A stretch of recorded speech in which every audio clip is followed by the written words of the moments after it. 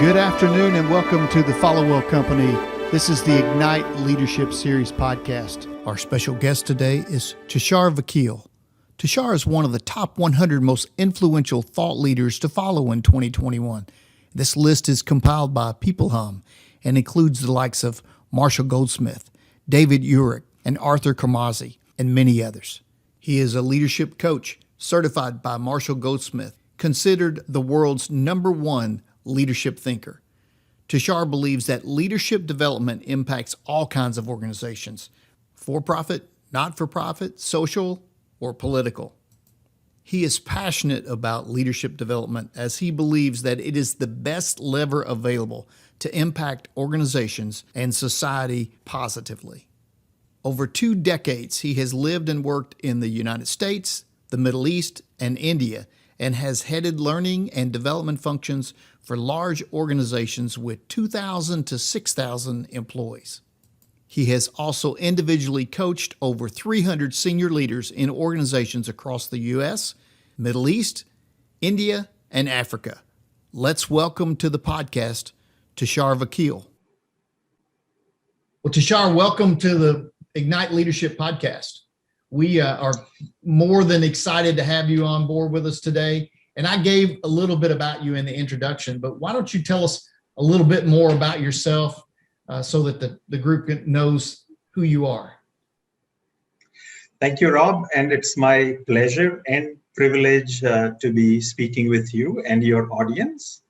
I am a leadership coach and CEO of New Age Leadership. And I love to help leaders be more self-aware so they can lead with impact. My background is I did my master's from Florida Tech. I am happily married, at least most of the times, and 2 grown-up boys, both adults. And in general, my hobbies are reading. I blog a little bit. I make some videos because these days that's kind of popular with the younger generation. And I love to travel. Of course, COVID hit, so it stopped a lot of things. Hopefully it'll start again. And I love to spend time with my family. So that's a little bit about me. Well, you mentioned that you're the CEO of New Age. Can you tell us a little bit about the journey that got you to where you are today? Yeah. So like many people in either coaching or learning and development profession, I also came about in a roundabout way. And initially, I kind of thought that I was the exception, but I'm finding more and more people who come into the learning and development profession are kind of like me. So I've got company. So I did my master's in engineering, and I held the job for just a little while. Then I went into business and did fairly well. I always had this interest in reading from a young age, pick up a book here and there and discuss that. But when I was young, I was quote unquote very smart, and I would give so much of unwarranted advice because I thought I knew a whole bunch of stuff. And it took years of wisdom to find out that advice is the cheapest commodity around. Then I got my certifications and education in coaching, and that made me aware. And obviously reading some of the books also, it makes you aware of advice never works, inquiry works, helping people become more self-aware works. And so finally, I arrived at something that I like to do and I am good at. So I won't say like ikigai, but at least I reached there in a roundabout way. And I think I find quite a few people who are like me. I have heard you say several times in our discussions that you believe leadership development is the best lever available to make change, to change an organization, to change a society, and to change the world at large. And, I couldn't agree with you more. Can you tell our listeners what you mean by that? Yeah. So we can just first relate to our personal examples, So most of us have been fortunate to work under a good leader? You think about what they did, how you felt, how productive you were, how engaged you were. Did they bring out the best in you? And obviously, the answers to all of these questions is yes. And at the same time, look at the flip side. What happens when you have a not so good leader? How does it feel working under a bad leader? How do you go home? What happens to your self-esteem? It kind of spills over in all areas of your life. And that's just personal. Uh, I think that people deserve to go to work to a place where they are respected, where they are valued, and they can contribute to some kind of meaningful work that is meaningful to them, contributes to the society, greater good, and also serve the customers and the financial needs of the company. And more these days, millennials are the larger portion of the workforce now, and they are not, they don't take no crap, excuse my language. So, and to engage them and to keep them, leadership is changing. Unfortunately, sometimes many of us who are a little older or who are a little less self-aware may be stuck in the past paradigm where the leader knew everything. So leader was better at knowledge, had more resources, could control and command, the classic command and control. And then came knowledge work. In last decades, it has accelerated starting from late 80s, early 90s. And Peter Drucker defines knowledge work in a very nice way. When your subordinate has more knowledge than you have, then you are a knowledge worker. So how do you manage those people? And so the only way to manage those people is this idea of a leader as a facilitator instead of leader as someone who has all the answers, a leader who knows everything and tells everyone what to do, the heroic leader. And the work has gotten so complex. You on a single project, people are working sometimes around the globe, not even in the same offices. So how do you engage those people? And when leader takes the role of a facilitator, magic happens. And that is also substantiated by so many studies. So, one that I kind of refer to many times is the one by Zenger Folkman. So they were lucky enough to find a large financial organization in the United States, which is kind of like a banking related services. And they had individual branches. So it was a profit center. So it was relatively easy to measure the impact of good or bad leadership on the financial performance. So what they did was they did 360-degree feedback on all the branch heads, the leadership position, those who are responsible. And they just arbitrarily, based on the aggregate scores of the 360-degree feedback, divided them into three groups: the bottom 10%, the top 10%, and obviously the middle 80%. And now everyone knows that good leaders are going to do better than the bad leaders. But what happened was that the bad leaders, the bottom 10%, lost money. The good leaders doubled profit, and the top 10% of the leaders doubled the profit again. So there's a huge financial impact of moving the middle. If you can take 20-30% of the leaders in the middle and move them, it can do wonders to the finances of the company, to the engagement, to what we call discretionary effort. You are just getting a paycheck and going through the motions, or you're engaged, or you're doing a meaningful work.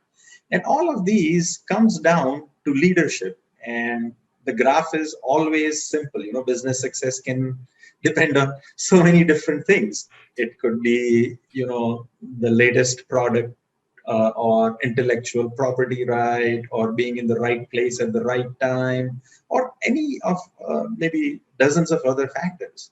But what is always predictive and present is good leadership.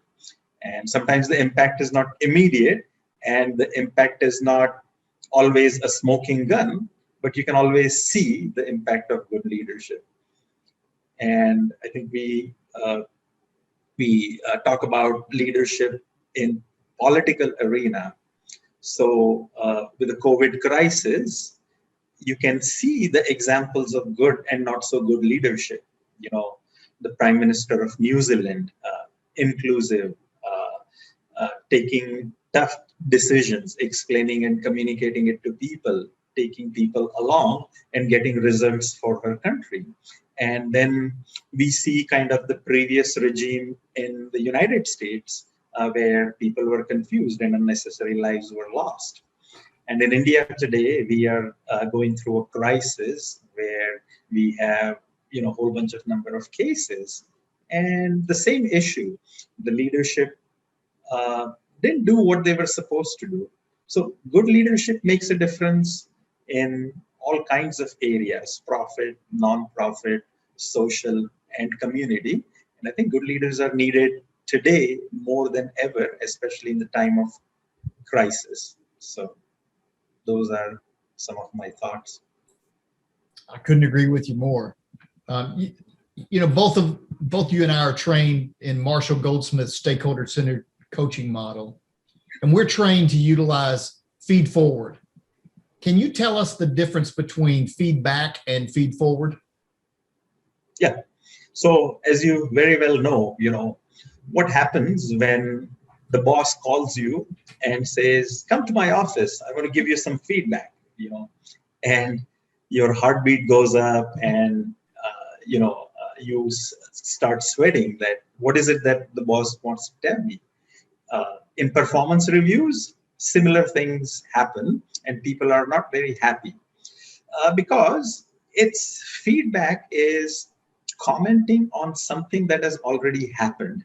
So it's like looking at the rear view mirror while you're trying to drive the car forward. Now, what does feedback do?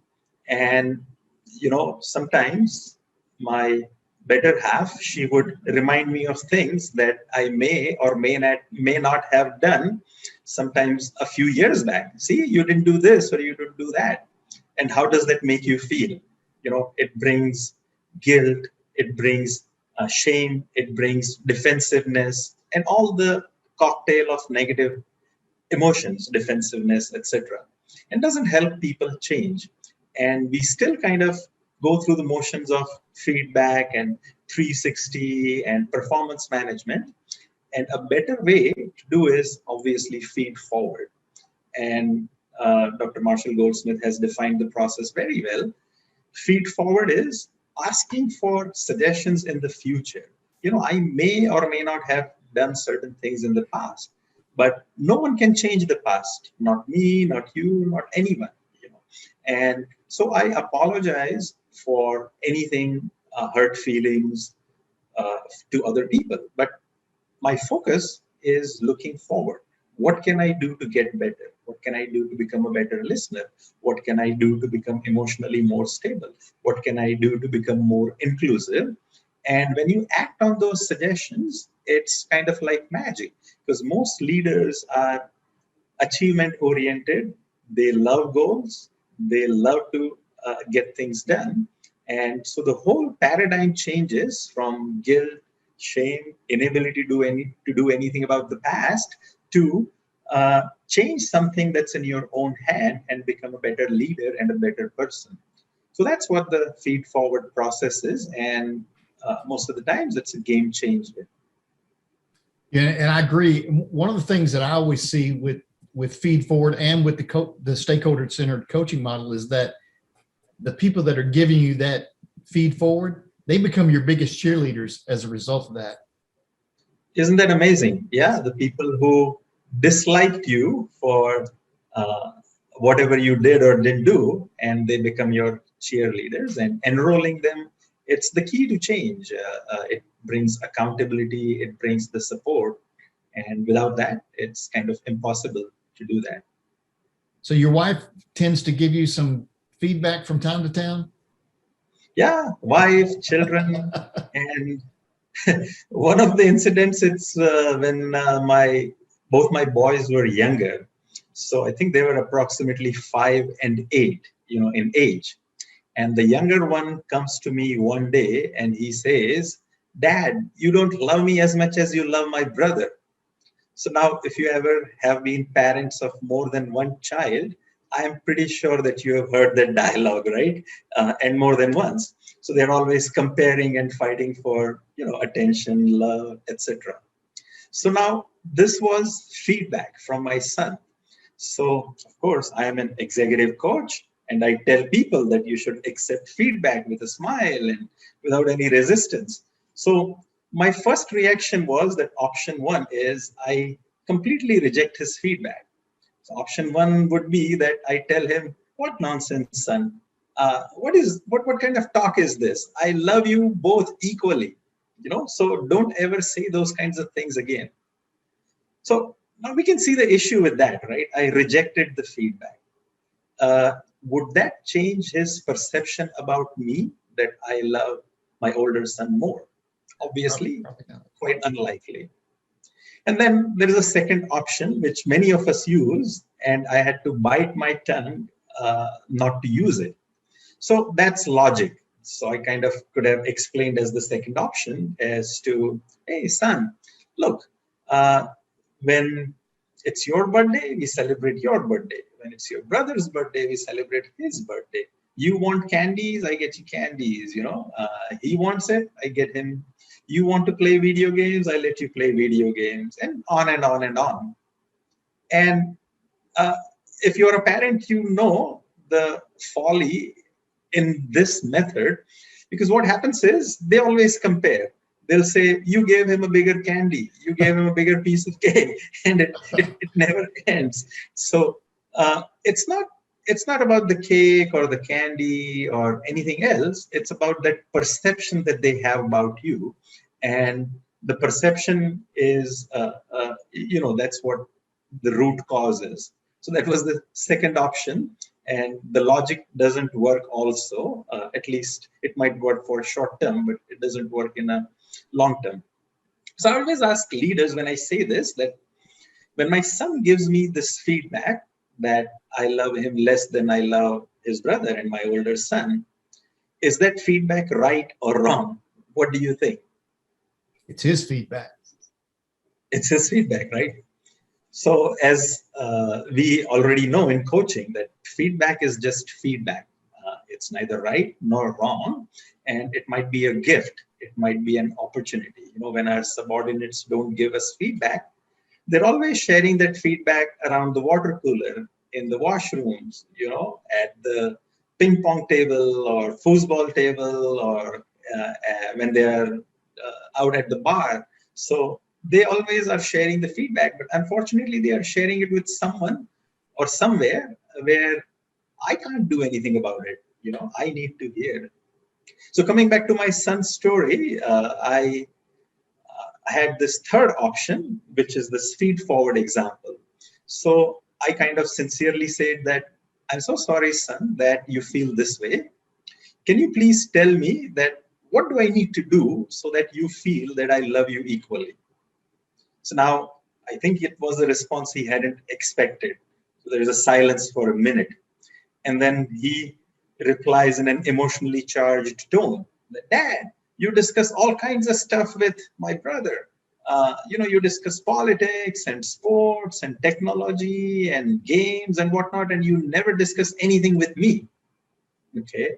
So now I tell people to accept feedback, and I had to, like I said, bite my tongue not to say anything back. I said yes. So here is where the feed forward comes. The feed forward is, what would you like to discuss, son? Would you like to discuss politics? He says, no, I have no interest in politics. How about sports? Yeah, sports is okay. How about video games? Yeah, that's okay.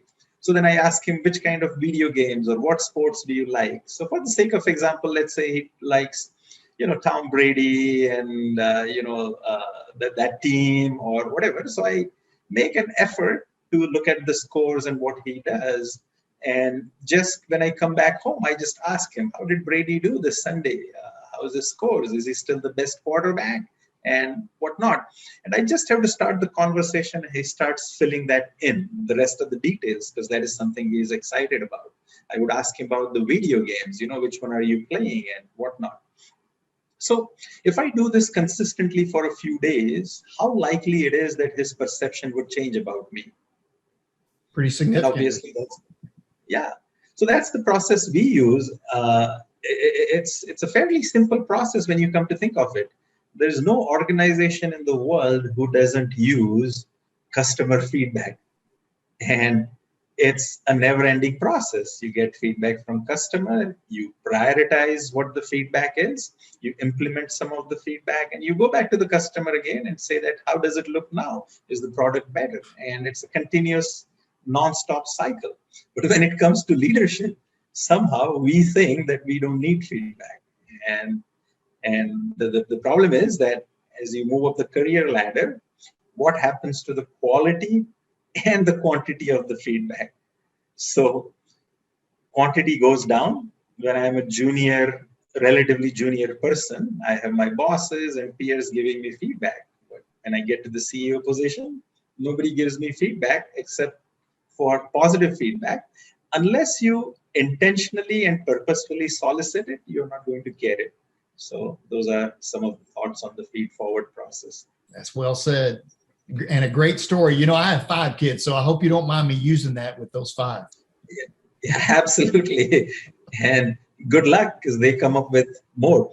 Funny thing is, my son found out that I am listening to him and I will act on his suggestions. So he says, Dad, why don't you let me play video games a couple of hours every day? So now what do? So I put my foot down and say, I'm sorry, son, that's not something you could do. You could play a couple of hours on weekend, or maybe half an hour after you finish your homework. And so this is what I tell leaders. When someone gives a feedback, it doesn't mean that you have to act on each and every feedback that someone gives you. You can prioritize and decide. So you have a choice of which feedback you want to implement, which would be beneficial to you, your team members, and your organization. And we help leaders prioritize to act on feedback that is impactful and beneficial to everyone. Well, even when you didn't accept that, you gave communication, which is critical to that process. So that's great. Yeah, absolutely. Oh, I got a tough one for you here. And you led right into that. And I ask virtually all of our guests this. All of us at some point in our life, and some of us way more than others, we don't live up to the expectations of others or our own expectations. And those opportunities are some of the greatest times for learning and for growth.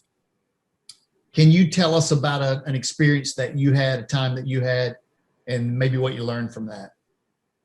Yeah. So there are many examples. One of the earlier ones was when I had joined Toastmasters, and it was my first introductory speech, and the topic was very hard. I had to introduce myself. So that was a joke. It wasn't hard at all. And they have a feedback mechanism. They tell you at the end of the speech, it was only 3 to 5 minutes, if I remember correctly.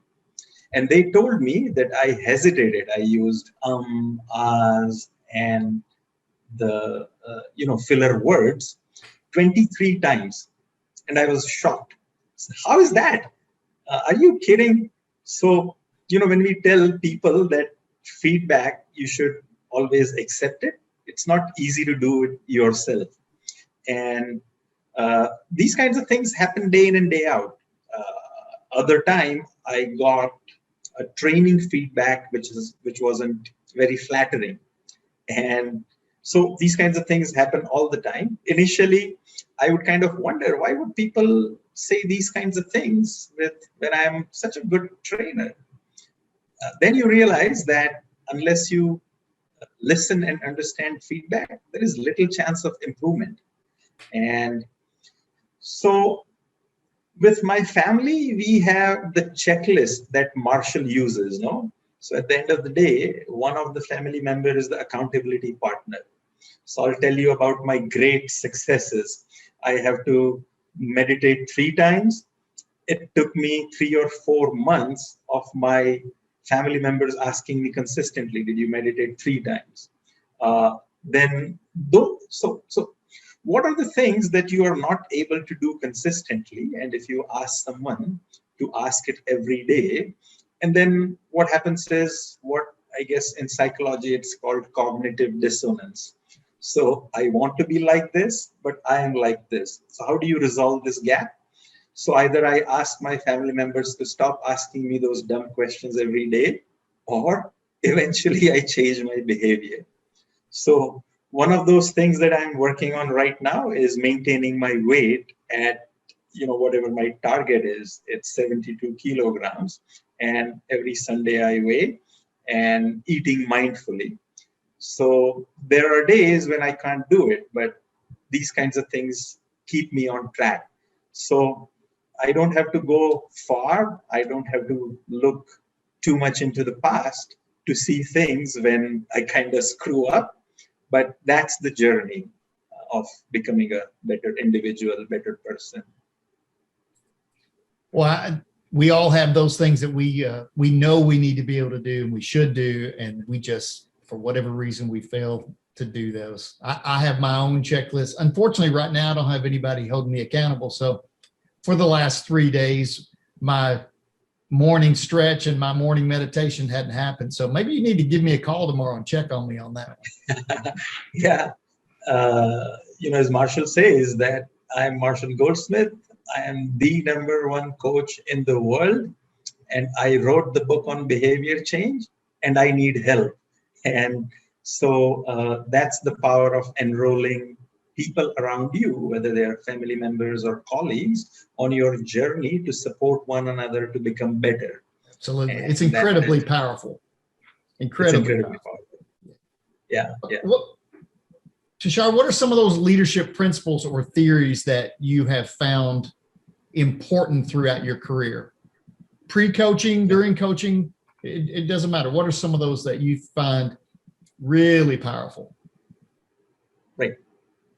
So some of the things that kind of really appealed to me was one of the books is Leadership and Self-Deception.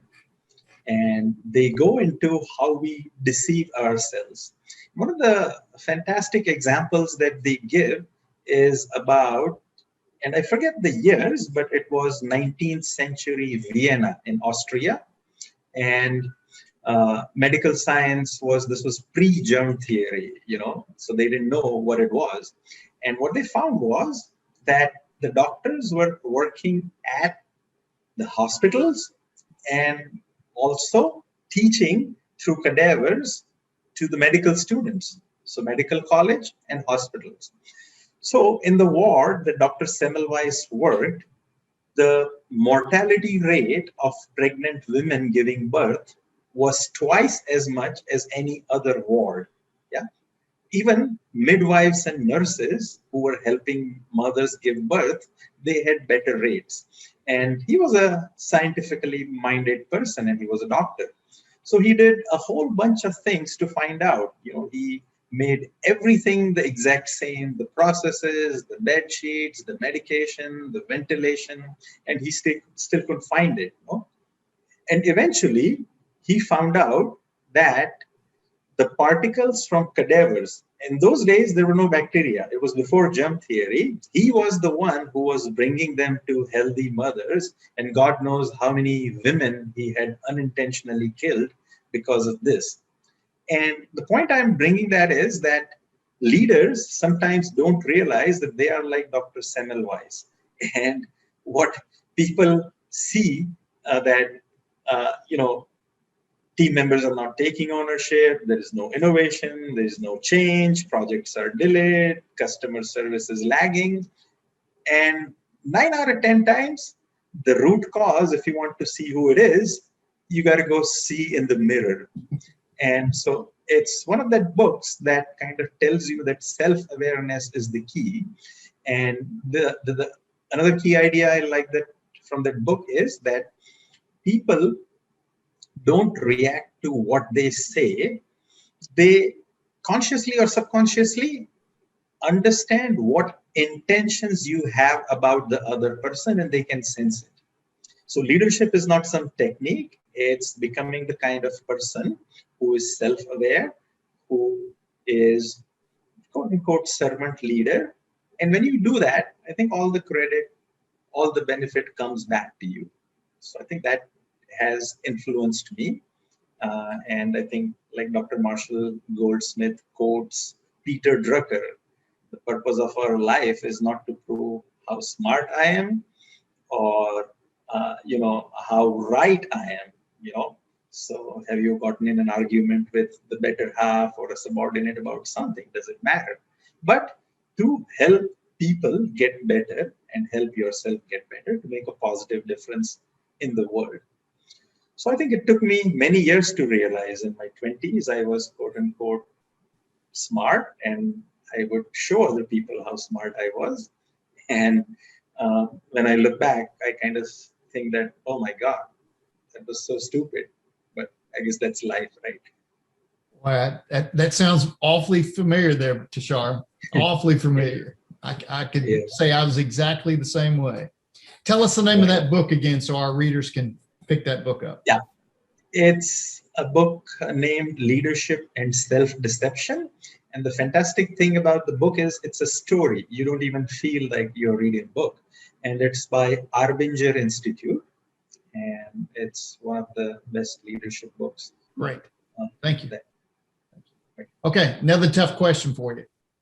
If you could, if I said you can only describe one word that describes you, so one word to describe you, what would that one word, what would it be? I think I would say lifelong learner who learns by making mistakes. Unfortunately, maybe a little more than my fair share of mistakes. Well, you probably don't hold a candle to the mistakes that I've made. But again, like you said, that's how we learn sometimes. The school of hard knocks, right? Yeah, I wish we could learn from other people's experience, but how many times we do, Yeah. So maybe a little bit we can, but we got to make those mistakes sometimes. Right. Well, a similar question, if you could give advice to a younger Tushar, what would that advice be? Yeah. So that would be probably what is good advice for everyone, the Buddhist philosophy that judge less, listen more, help more. So Absolutely. We are so judgmental in so many things. I was quite critical, and probably my family would say I still am. I don't like a movie and I have to express my opinion, what they're doing or not doing right. So judge less, listen more. One of the things with when we are in learning and development, we learn a lot and we have a lot to share. And we share it, that book that has come out, which I think it's called The Advice Monster. So listen instead of giving advice and be supportive and helpful. So that's what I would tell my, I guess, younger self and present self as well. Yeah, absolutely. One of those things, as we're growing in our career, we're a sponge, and the older we get, the farther along we get.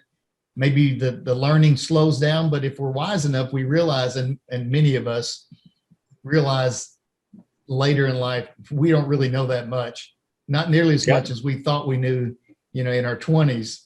And that's great advice. Go ahead. Sorry. By that time, you have children who think they know more than you. Yes. So, most of us owe a debt of gratitude to a few key mentors. And oftentimes I ask this question, and lots of times people don't want to share those names because they're afraid they're going to leave somebody out. But is there anybody you want to mention, or can you just tell us maybe some of those key lessons that you did learn from those mentors along the way? Yeah.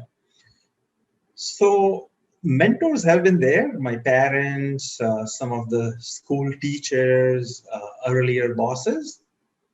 But I think I've learned the most from good books. And obviously now the books are audiobooks or learning programs. And one of the learning, I believe in Stephen Covey's statement that when you teach, you learn twice. So being in learning and development, when you are telling people that when you communicate, 80% of that is listening. And a small voice inside your head goes off by saying that, hey, do you do that? Are you just a phony telling other people what to do? And so now you kind of aspire to become a better listener. You tell leaders that only response to any kind of feedback is thank you for sharing your feedback. And I'll tell you, if I had $1 every time I had to bite my tongue not to say anything else, or I probably said something else, or explained or defended, I would be a millionaire by now.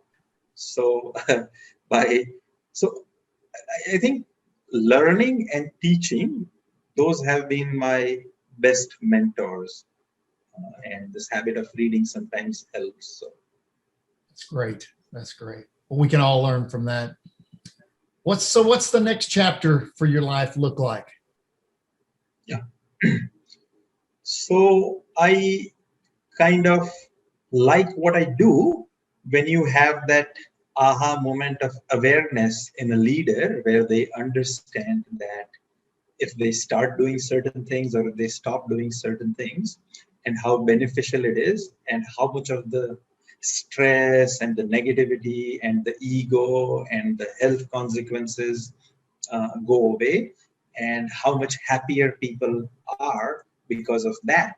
You appreciate a team member when she goes home, that spills over to her entire family, and you do the opposite. You chew out a team member, and when he goes home, he kind of takes it out on someone else.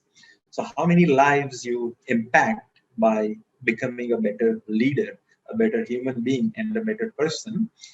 And I get to do all of that, and I get paid for that. So I kind of wonder that what could be better than that. And so I'm hoping that that's what I keep doing until ripe old age, and don't stop doing that. Maybe I would reduce some of the number of leaders I coach or my involvement, but I hope that I keep doing that. Awesome. The rest Awesome. of my life. Yeah. But any parting comments, thoughts, anything that you haven't shared that with the audience that you have this burning desire to get off your chest and let them know about? Anything you want to share? Yeah, maybe they can learn from my mistakes, or all of our mistakes. Is you want to get better at anything, ask for feedback. Completely solicit feedback and ask, how can I become a better fill in the blank? How can I become a better boss, better father, better brother, better son, better fill in the blank? And be prepared for the answers. They might make you unhappy. They might sometimes come as a shock depending on your self-awareness. But once you just put your ego a little bit aside and listen to it, then feedback is a gift. And if you work on it a little bit, you become a better human being, your relationships are better, and the world becomes a better place. Productivity increases, engagement increases, and there is a spillover effect. It cascades down, it cascades across, it cascades into other organizations, your suppliers, vendors, it cascades or transverses into your family. So I would say that continuously ask and act upon feedback from everyone you interact with. Well, Tushar, thank you so much for coming on the podcast today. What a great pleasure. What great lessons that our audience has learned from you. And if they want to learn more about you and your organization, what's the best way? Yeah, so I am Tushar Vakil. You can connect with me on LinkedIn, or you can go to my website, which is New Age Leadership, just like it sounds, .com. And you'll find lots of articles, videos, tools to help you become a little bit more aware, self-aware of what you do or don't do as a leader, and help you become a better leader and a better human being. Tushar, thank you again for being on the podcast. For Rob Followell, go ahead. Yeah. Thank you so much, Rob. This conversation was so much fun. And thank you so much for having me on this podcast. It's my pleasure. Well, for Rob Followell, the Followell Company, and the Ignite Leadership Podcast, let me end by saying, make it a great day. Thank you. Thank you, everyone.